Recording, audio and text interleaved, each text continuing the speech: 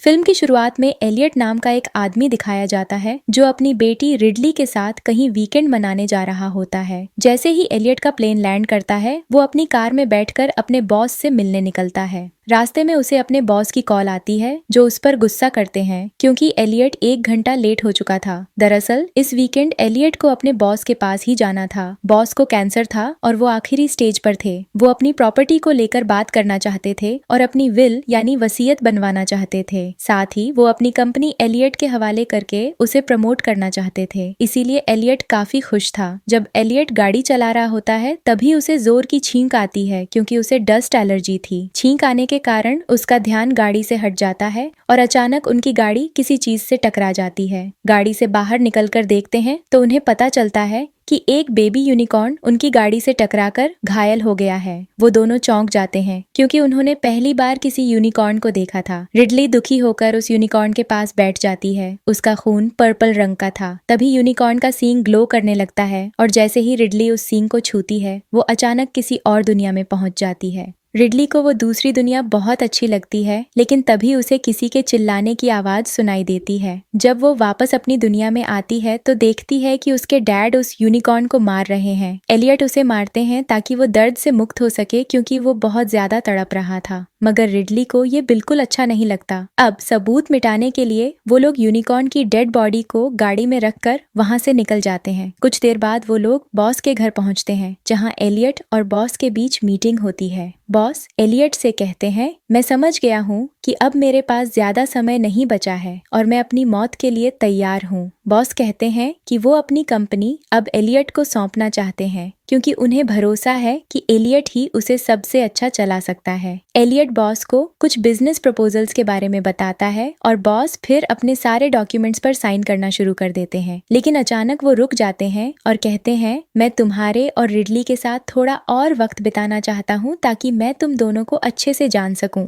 दूसरी तरफ रिडली ऊपर जा रही थी जब बॉस उसे कहते हैं, तुम्हारे चेहरे पर खून लगा है। ये सुनकर रिडली हैरान हो जाती है और खिड़की से बाहर अपनी कार की तरफ देखती है जिसमें यूनिकॉर्न की डेड बॉडी थी। वो दौड़कर वॉशरूम में जाती है और चेहरा धोती है। तभी उसे समझ आता है कि ये खून यूनिकॉर्न का था जो अब उसके चेहरे से गायब हो चुका था। मुंह धोने के बाद रिडली ये देखकर हैरान रह जाती है कि उसके चेहरे के सारे पिंपल्स और उनके निशान गायब हो चुके हैं। वो समझ जाती है कि ये सब यूनिकॉर्न के खून की वजह से हुआ है जो उस वक्त उसके चेहरे पर गिरा था जब उसके डैड उसे कुल्हाड़ी से मार रहे थे। रिडली तुरंत एलियट के पास भागती है और कहती है, हमें यहाँ से अभी निकलना होगा। लेकिन एलियट उसे मना कर देता है और कहता है, हम अभी यहाँ से नहीं जा सकते क्योंकि बॉस हमारे साथ कुछ वक्त बिताना चाहते हैं। उसी वक्त एलियट डॉक्यूमेंट्स देखने लगता है तो उसे वो सब बिना ग्लासेस के साफ दिखाई देने लगते हैं, जबकि चश्मा पहनने पर उसे धुंधला दिखता है। ये देखकर उसे शक होता है और वो ध्यान से पढ़ता है। तब उसे पता चलता है कि बॉस अपनी सारी प्रॉपर्टी अपनी पत्नी और बेटी के नाम करने वाले थे।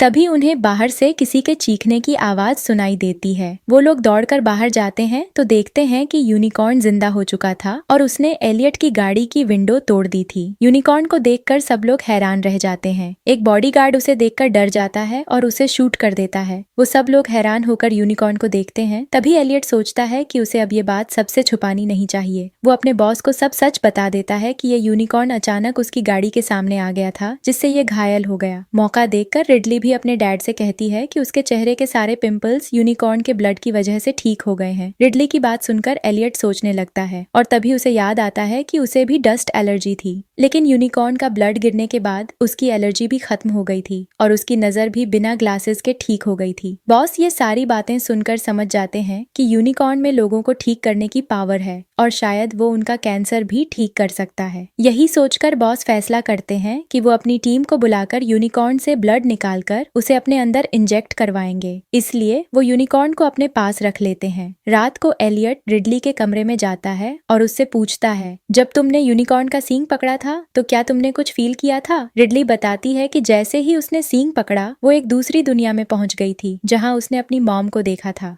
रिडली कहती है, हमें यूनिकॉर्न को बॉस की फैमिली को नहीं देना चाहिए था क्योंकि उसमें कुछ ऐसा है जिससे हमें फायदा हो सकता है। ये लोग लालची हैं, इसलिए हमें यूनिकॉर्न को वापस लेकर यहाँ से चले जाना चाहिए। उसकी बात सुनकर एलियट कहता है, मैं अभी कोई ऐसा काम नहीं करना चाहता जिससे मेरी प्रमोशन रुक जाए। रिडली को बहुत अफसोस होता है कि उसके डैड को उसे ज्यादा अपनी प्रमोशन की चिंता थी। गुस्से में वो अपने डैड से कहती है, प्लीज बाहर जाइए, और दरवाजा बंद कर देती है। एलियट बाहर जाता है तो उसे बॉस का बेटा मिलता है जो कहता है, हम बहुत जल्दी अमीर बनने वाले हैं। तभी उन लोगों को जंगल की तरफ से किसी के चिल्लाने की आवाज आती है तो वो डरकर अपने अपने रूम्स में चले जाते हैं। एलियट को बाहर भेजने के बाद रिडली अपनी फैमिली फोटो देखने लगती है। तभी उसे अपनी मॉम की फोटो के पीछे एक सीनरी दिखती है जिसमें एक यूनिकॉर्न था। ये देखकर वो इंटरनेट पर यूनिकॉर्न के बारे में सर्च करती है। उसे पता चलता है कि पुराने जमाने में बहुत सारे हंटर्स और किंग्स ने यूनिकॉर्न का शिकार करने की कोशिश की थी, लेकिन कोई भी उसमें कामयाब नहीं हो पाया। सिर्फ एक लड़की जिसका दिल बहुत साफ था वही यूनिकॉर्न को पकड़ने में कामयाब हुई। उस लड़की की मदद से यूनिकॉर्न को मारा गया और फिर उसे एक किले में लाकर शाही गुलाम बना दिया गया था। रिडली को ये सब पढ़कर पता चलता है कि जैसे ही फ्रेंच रेवोल्यूशन आया, यूनिकॉर्न की हिस्ट्री बदलने लगी और कहानियों में उसे एक राक्षस की तरह दिखाया जाने लगा। यूनिकॉर्न्स के बारे में सब कुछ सर्च करने के बाद रिडली सो जाती है, लेकिन रात को उसे बहुत डरावने सपने आते हैं जिसमें वो एक भयानक जंगल देखती है। अगली सुबह जब रिडली उठती है तो उसे पता चलता है कि रिसर्च करने वाले डॉक्टर्स आ गए हैं। एलियट को एक ब्लड टेस्ट के लिए लैब में ले जाया जाता है। डॉक्टर्स और साइंटिस्ट ये देखना चाहते थे कि यूनिकॉर्न के ब्लड से उन दोनों के शरीर में क्या क्या बदलाव आए हैं। बॉस द्वारा बनाई गई लैब में बहुत सारे डॉक्टर्स और साइंटिस्ट यूनिकॉर्न का टेस्ट कर रहे थे। यूनिकॉर्न पर टेस्ट करने के बाद सीनियर डॉक्टर्स और साइंटिस्ट बताते हैं कि यूनिकॉर्न के ब्लड और सींग से दूसरों के जख्म ठीक हो सकते हैं। जब डॉक्टर्स को पता चलता है कि यूनिकॉर्न के सींग का पाउडर किसी भी बीमारी को ठीक कर सकता है तो वो इसका पहला एक्सपेरिमेंट खुद बॉस पर ही करते हैं। बॉस पहले से ही जानता था कि वो मरने वाला है, इसलिए वो कहता है, अगर मुझे इस एक्सपेरिमेंट से कोई नुकसान हुआ भी तो कोई बात नहीं, आप मुझ पर एक्सपेरिमेंट कर सकते हैं। लेकिन इससे पहले कि वो लोग बॉस पर कोई टेस्ट करते, उन्हें पता चलता है कि यूनिकॉर्न के सींग से निकलने वाले खास सिग्नल्स और भी स्ट्रांग हो गए हैं। एलियट बॉस के पास ही बैठा होता है। बॉस कहता है, मुझे अपने शरीर में कोई तकलीफ महसूस नहीं हो रही, मुझे लग रहा है मैं ठीक हो रहा हूँ। बॉस एलियट को थैंक्स कहता है क्योंकि एलियट की वजह से ही उसे यूनिकॉर्न मिला था और उसे फिर से जीने का मौका मिल रहा था। बॉस एलियट को अपना बिजनेस पार्टनर घोषित करता है जिससे एलियट बहुत खुश हो जाता है। बॉस का बेटा देखता है कि रिडली अब भी यूनिकॉर्न के बारे में सर्च कर रही थी। कुछ देर बाद बॉस बेड से उठकर बाहर जाता है तो सब लोग उसे देखकर हैरान रह जाते हैं क्योंकि वो पूरी तरह से ठीक हो चुका था। डॉक्टर्स और साइंटिस्ट्स ये देखकर हैरान हो जाते हैं। उन्हें यकीन नहीं हो रहा था कि लास्ट स्टेज कैंसर कुछ ही देर में ठीक हो सकता है। बॉस को ठीक देखकर उसकी फैमिली के साथ साथ एलियट भी बहुत खुश था, लेकिन रिडली इस सब में कुछ खास खुश नहीं थी। तभी बॉस डॉक्टर सॉन्ग से कहता है कि हम यूनिकॉर्न को अपने हेडक्वार्टर लेकर जाएंगे। बॉस कहता है, हम यूनिकॉर्न पर और एक्सपेरिमेंट्स करेंगे और जानने की कोशिश करेंगे कि हमें इससे और क्या क्या फायदा हो सकता है। इसी बीच रिडली यूनिकॉर्न की हिस्ट्री के बारे में सबको बताने की कोशिश करती है, लेकिन कोई भी उसकी बात नहीं सुनता क्योंकि सब लोग अपने नए प्रोजेक्ट में बहुत बिजी हो गए थे। वो सब लोग अपने एक्सपेरिमेंट से बहुत खुश थे, इसलिए वो यूनिकॉर्न का ब्लड निकालकर पीने लगते हैं। रिडली से ये सब बर्दाश्त नहीं होता तो वो सबको जबरदस्ती अपनी बात सुनाने पर मजबूर करती है। वो कहती है, आज से कई साल पहले यूनिकॉर्न्स को राक्षस माना जाता था क्योंकि जब भी कोई यूनिकॉर्न को मारने या उसका शिकार करने जाता था तो उसी के साथ कोई बुरा हादसा हो जाता था। मैं चाहती हूँ कि आप लोग इस यूनिकॉर्न को आजाद कर दें क्योंकि मैं नहीं चाहती कि इसकी वजह से हम सब पर कोई मुसीबत आए। लेकिन उसकी बात समझने के बजाय सब लोग उसे उलटी सीधी बातें सुनाने लगते हैं। रिडली समझ जाती है कि ये लोग लालच में अंधे हो चुके हैं, इसलिए वो सोच लेती है कि वो इस काम में इन लोगों का साथ नहीं देगी। रिडली एलियट से कहती है, चलो यहाँ से वापस चलते हैं, लेकिन एलियट उसे मना कर देता है। रिडली को गुस्सा आता है, इसलिए वो घर से बाहर चली जाती है। बाहर जाते ही उसे आसमान में एक तेज रोशनी नजर आती है। उधर यूनिकॉर्न को बॉस के हेडक्वार्टर में ले जाने की तैयारी की जा रही थी। दो डॉक्टर्स जब यूनिकॉर्न के शरीर को एक खास मशीन से ले जाने लगते हैं तो उनकी मशीन को कुछ सिग्नल्स मिलने लगते हैं। वो सोचने लगते हैं कि अब क्या करना चाहिए, लेकिन उससे पहले ही वहाँ की सारी लाइट्स बंद हो जाती हैं और उनकी सारी इलेक्ट्रिकल डिवाइसेस भी बंद हो जाती हैं। लाइट्स बंद होते ही बॉस को चिंता होने लगती है कि यूनिकॉर्न को क्या हुआ है, इसलिए वो एलियट को भेजता है कि जाकर चेक करो। एलियट जब वहाँ पहुँचता है तो उसे पता चलता है कि यूनिकॉर्न काबू से बाहर हो गया है और उसने गुस्से में अपना एक सींग एक डॉक्टर के शरीर में घुसा दिया है। एलियट को वहाँ एक साया नजर आता है और फिर उसे समझ आता है कि बाहर एक बहुत बड़ा यूनिकॉर्न चीख रहा था। दरअसल वहाँ 2 बड़े यूनिकॉर्न्स आए थे जो अपने बच्चे को लेने आए थे। यूनिकॉर्न्स को देखते ही गार्ड्स उन पर गोलियां चलाने लगते हैं। उसी वक्त रिडली जो एक कार में बैठी होती है उस पर भी एक यूनिकॉर्न हमला कर देता है। ये देखकर एलियट तुरंत दौड़कर कार के पास जाता है और रिडली को लेकर कार के दूसरे दरवाजे से कूदकर बाहर निकल जाता है। एलियट रिडली को तो बचा लेता है, लेकिन अब वही यूनिकॉर्न एलियट पर हमला करने के लिए आगे बढ़ता है। रिडली एलियट को भागने के लिए कहती है और खुद यूनिकॉर्न का ध्यान भटकाने लगती है, लेकिन तभी उसे महसूस होता है कि यूनिकॉर्न उसके पास आकर भी उस पर हमला नहीं कर रहा। रिडली हैरान हो जाती है कि यूनिकॉर्न उस पर हमला क्यों नहीं करना चाहता।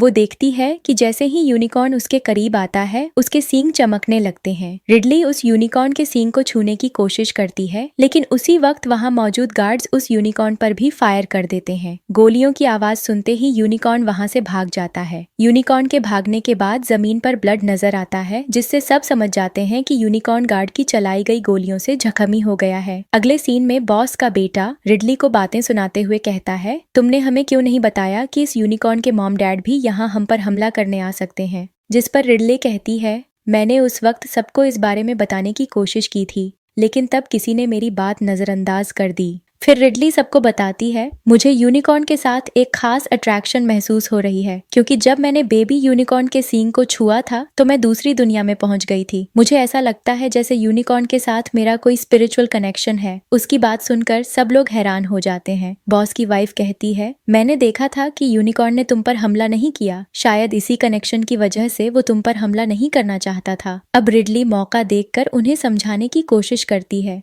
आपको उस मासूम बेबी यूनिकॉर्न को छोड़ देना चाहिए, क्योंकि अब वो मर चुका है। उसकी बात सुनकर बॉस चालाकी दिखाते हुए कहता है, मैं ऐसी किसी मासूम की मौत को जाया नहीं जाने दूंगा, बल्कि अब मैं उन जख्मी यूनिकॉर्न्स को भी पकड़कर अपने हेडक्वार्टर्स ले जाऊंगा, ताकि हम उनसे जितना फायदा हो सकता है निकाल सकें। इसी बीच बॉस का बेटा डॉक्टर भाटिया के पास जाता है और उससे बातें करने लगता है। उसे अपनी बातों में उलझाकर बॉस का बेटा डॉक्टर भाटिया के पास से यूनिकॉर्न के सींग से बना हुआ पाउडर चुपचाप उठा लेता है, क्योंकि उसे पता था कि मांगने पर डॉक्टर भाटिया कभी वो पाउडर नहीं देगी। वो पाउडर लेकर अकेले बैठ जाता है और उसे ड्रग्स की तरह इस्तेमाल करने लगता है। पाउडर लेते ही उसकी आंखों में एक चमक आ जाती है। रिडली दूसरी तरफ बाहर जाकर अपनी गाड़ी में बैठ जाती है, क्योंकि अब वो इन लालची और जालिम लोगों के बीच नहीं रहना चाहती थी। गाड़ी में बैठते ही रिडली की नजर आसमान की तरफ जाती है तो उस रोशनी में उसे कुछ बना हुआ दिखाई देता है। ये देखकर रिडली गाड़ी से उतरकर भागते हुए फिर से घर के अंदर जाती है और जो यूनिकॉर्न्स की पेंटिंग्स उसने बनाई थी उन्हें एक साथ रखकर जोड़ने की कोशिश करती है। इन पेंटिंग्स को देखकर रिडली को ये जानकारी मिलती है कि यूनिकॉर्न्स के पास एक ऐसी शक्ति होती है जिससे वो अपने जख्म खुद ही ठीक कर सकते हैं। रिडली सोचती है कि बॉस और एलियट जिन जख्मी यूनिकॉर्न्स का शिकार करने के लिए गए हैं वो यूनिकॉर्न्स उन पर हमला भी कर सकते हैं। ये जानकर रिडली जल्दी से अपना मोबाइल निकालकर एलियट को इस खतरे के बारे में मैसेज करती है। उधर जंगल में बॉस और एलियट यूनिकॉर्न्स को ढूंढ रहे थे जब अचानक एलियट के मोबाइल पर बेल होती है। वो मोबाइल निकालकर रिडली का मैसेज पढ़ता है और तुरंत समझ जाता है कि अब वो खतरे में है। इससे पहले कि वो कुछ करता उसी वक्त उसे सामने एक यूनिकॉर्न दिखाई देता है जो उसकी ओर बढ़ रहा था, लेकिन यूनिकॉर्न एलियट की बजाय उनके साथ आए एक गार्ड पर हमला कर देता है। ये देखकर बॉस और एलियट वहां से भाग जाते हैं। अब यूनिकॉर्न्स पीछे मौजूद गार्ड्स पर हमला करते हुए उनके पीछे आने लगते हैं। वो लोग घर के करीब पहुंचते हैं तो यूनिकॉर्न्स भी वहां तक आ जाते हैं। अब बॉस डरकर भागने की बजाय एक यूनिकॉर्न के करीब जाकर उसे कंट्रोल करने की कोशिश करता है, लेकिन वो यूनिकॉर्न काबू में आने की बजाय उसी को कंट्रोल करके खत्म कर देता है। ये देखकर बाकी सब लोग घर के अंदर जाकर सारे दरवाजे और खिड़कियां बंद कर देते हैं। एलियट कहता है, अब जब तक हमारी मदद के लिए कोई नहीं आता तब तक कोई इस घर से बाहर नहीं जाएगा। फिर वो पुलिस को कॉल करने की कोशिश करता है, लेकिन उसे पता चलता है कि यूनिकॉर्न्स ने बाहर की बिजली सप्लाई काट दी है, इसलिए अब उनका बाहरी दुनिया से कोई संपर्क नहीं हो सकता। अब वो लोग बुरी तरह फंस चुके थे, लेकिन ये सब उन्होंने खुद अपने हाथों से किया था। बॉस की वाइफ कहती है, हम में से किसी एक को अपनी जान खतरे में डालकर सबको बचाना होगा। इस काम के लिए वो कहती है कि एलियट और डॉक्टर को बाहर बाहर जाकर यूनिकॉर्न्स को खत्म करना होगा। उनकी ये बात सुनकर दोनों हैरान हो जाते हैं क्योंकि वो खुद भी बाहर जाकर उन्हें मार सकती थीं, लेकिन वो लोग मजबूर थे और कुछ कह नहीं सकते थे। उन्हें न चाहते हुए भी बॉस की वाइफ का आदेश मानना पड़ता है। बाहर जाने से पहले डॉक्टर यूनिकॉर्न का सींग एक केस में डालती है और एलियट से कहती है, बॉस की पत्नी ने अपनी जान बचाने के लिए हमारी जान खतरे में डाल दी है, इसलिए अब हमें भी किसी और के बारे में नहीं बल्कि सिर्फ अपनी जान बचाने के बारे में सोचना चाहिए। अब दोनों मिलकर बेबी यूनिकॉर्न के शरीर को उठाकर बाहर ले जाते हैं ताकि उसके मॉम डैड उसे देख सकें। वो दोनों बाहर जाते ही इलेक्ट्रिक गेट भी खोल देते हैं। गेट खुलते ही बॉस की पत्नी वहां से भागने की कोशिश करती है, लेकिन तभी उसे याद आता है कि उसका बेटा तो अभी भी घर के अंदर है, जिसे वो यहाँ नहीं छोड़ सकती थी। उसका बेटा अंदर बैठा अभी भी यूनिकॉर्न के सींग से बने हुए पाउडर को ड्रग्स की तरह यूज कर रहा था। बाहर यूनिकॉर्न्स देखते हैं कि उनके बेबी यूनिकॉर्न का एक सींग नहीं है, तो उन्हें गुस्सा आता है और वो बदला लेने के लिए वहीं खड़ी डॉक्टर की जान ले लेते हैं। एलियट रिडली को लेने के लिए घर के अंदर जाता है और उसी समय बॉस की वाइफ भी अपने बेटे को बुलाने अंदर आती है। तभी वहाँ बॉस का बेटा आ जाता है। उसने रिडली की बनाई हुई वो पेंटिंग्स देखी होती हैं जो उसने यूनिकॉर्न्स पर बनाई थी। वो कहता है कि रिडली ने सबसे कहा था कि बेबी यूनिकॉर्न्स को छोड़ देना चाहिए, लेकिन ये सब झूठ था क्योंकि रिडली और यूनिकॉर्न्स के बीच एक खास कनेक्शन है। अगर वो चाहती तो खुद भी उन्हें कंट्रोल कर सकती थी। वो रिडली से कहता है कि उसकी पेंटिंग से साफ दिखता है कि जब बड़े बड़े शिकारी और राजा यूनिकॉर्न्स को कंट्रोल नहीं कर पाए थे, तब एक सुंदर लड़की आई थी जिसने उन्हें काबू में किया था। ये कहकर वो रिडली से कहता है कि अब तुम ही इन यूनिकॉर्न्स को कंट्रोल करोगी। फिर वो एलियट के हाथ से बेबी यूनिकॉर्न का हॉर्न सींग छीन लेता है। वो लोग सिर्फ अपनी प्रॉपर्टी, लालच और फायदे के बारे में सोचते हैं। ये सब देखकर एलियट को उन लोगों की असली सोच समझ आ जाती है। एलियट रिडली की जान खतरे में नहीं डालना चाहता, इसलिए उसी वक्त बॉस की वाइफ और बेटे के सामने कंपनी से रिजाइन कर देता है। इससे पहले कि वो कुछ कह पाते, बाहर से यूनिकॉर्न्स की चीखें सुनाई देती हैं और वो अंदर आ जाते हैं। एलियट और रिडली एक कमरे में जाकर खुद को लॉक कर लेते हैं, जबकि बॉस की वाइफ और बेटा बाहर ही रह जाते हैं। अपनी जान बचाने के लिए बॉस की वाइफ अपने बेटे से कहती है कि उसे बेबी यूनिकॉर्न का हॉर्न वापस उसकी मॉम डैड को दे देना चाहिए ताकि वो हमारा पीछा छोड़ दें, लेकिन उसका बेटा ये नहीं करता क्योंकि अगर वो हॉर्न वापस कर देता तो उसका लालच और नशा कैसे पूरा होता। अपनी और अपने बेटे की जान बचाने के लिए बॉस की वाइफ बेटे के हाथ से केस छीनती है और उसमें से हॉर्न निकालने लगती है, लेकिन जब देखती है तो केस खाली होता है, उसमें हॉर्न नहीं है। दरअसल एलियट पहले ही उसमें से हॉर्न निकाल चुका होता है। उधर कमरे में बंद रिडली जब एलियट के हाथ में बेबी यूनिकॉर्न का हॉर्न देखती है तो हैरान रह जाती है। एलियट कहता है, मैं तुम्हारी जान खतरे में नहीं डाल सकता था, इसलिए मैंने तुम्हें बचाने के लिए ये हॉर्न पहले ही निकाल लिया। वो रिडली से कहता है, तुम यहाँ से निकल जाओ, यूनिकॉर्न्स को मैं संभाल लूंगा। लेकिन रिडली कहती है, मैं अपनी जान बचाकर अपने डैड को खतरे में नहीं डाल सकती। एलियट कहता है, अगर तुम्हारी जान बच गई तो मैं तुम्हारी मॉम से किया गया अपना वादा पूरा कर सकूंगा। मैंने उनसे वादा किया था कि मैं हमेशा तुम्हारा ख्याल रखूंगा। ये सुनकर रिडली उदास हो जाती है और बाहर चली जाती है। जैसे ही वो बाहर जाती है, यूनिकॉर्न्स उसके पास आ जाते हैं। रिडली को लगता है कि अब वो भी उसे नुकसान पहुंचाएंगे, लेकिन यूनिकॉर्न्स उसके पास आकर अपना सिर उसकी गोद में रखकर लेट जाते हैं। ये देखकर रिडली रोने लगती है। बॉस का बेटा ये सब देखता है और बाहर आकर एक यूनिकॉर्न के पैर बांधने लगता है ताकि वो उसे पकड़कर उसका हॉर्न निकाल सके और अपना नशा पूरा कर सके। लेकिन इससे पहले कि वो कुछ कर पाता, एलियट वहां पहुंच जाता है। वो अपने हाथ में पकड़ा हॉर्न उसके शरीर में घुसा देता है और उसे उसकी लालच के साथ ही हमेशा के लिए खत्म कर देता है। मरने से पहले बॉस का बेटा एलियट पर किसी चीज से वार करता है, जिससे एलियट जख्मी हो जाता है। दर्द से चिल्लाते हुए एलियट उसे उठाकर दूर फेंक देता है। रिडली एलियट की हालत देखकर उसके पास जाती है और देखती है कि उसकी तबीयत बहुत खराब हो गई है। एलियट रिडली के सामने ही दम तोड़ देता है। रिडली फूट फूट कर रोने लगती है। उसे रोता देखकर दोनों यूनिकॉर्न्स उसके पास आते हैं। वो दोनों अपने हॉर्न्स को एक दूसरे से जोड़कर एक तरह का मैजिक करते हैं। उनके हॉर्न्स जुड़ते ही वहाँ एक तेज रोशनी होती है और उसी से एलियट फिर से जिंदा हो जाता है। अपने डैड को जिंदा देखकर रिडली खुशी के मारे उसे गले लगा लेती है। उसी वक्त वहाँ पुलिस भी पहुंच जाती है। पुलिस को लगता है कि जिन लोगों की मौत हुई है उसमें एलियट और रिडली का हाथ है। वो उन पर जान लेने का आरोप लगाकर उन्हें गिरफ्तार कर लेती है और साथ साथ ले जाती है। एलियट और रिडली पुलिस को सच्चाई बताने की कोशिश करते हैं, लेकिन पुलिस उनकी बात नहीं सुनती। कुछ देर बाद रिडली और एलियट को अपनी गाड़ी के पीछे यूनिकॉर्न्स दौड़ते हुए दिखाई देते हैं। वो उन्हें अकेले मुश्किल में छोड़ना नहीं चाहते थे। यूनिकॉर्न्स उन्हें कोई सिग्नल देते हैं। फिर दिखाया जाता है कि यूनिकॉर्न्स पुलिस की गाड़ी के पीछे पीछे दौड़ रहे हैं और यहीं पर इस मूवी का अंत होता है। Thank you for watching.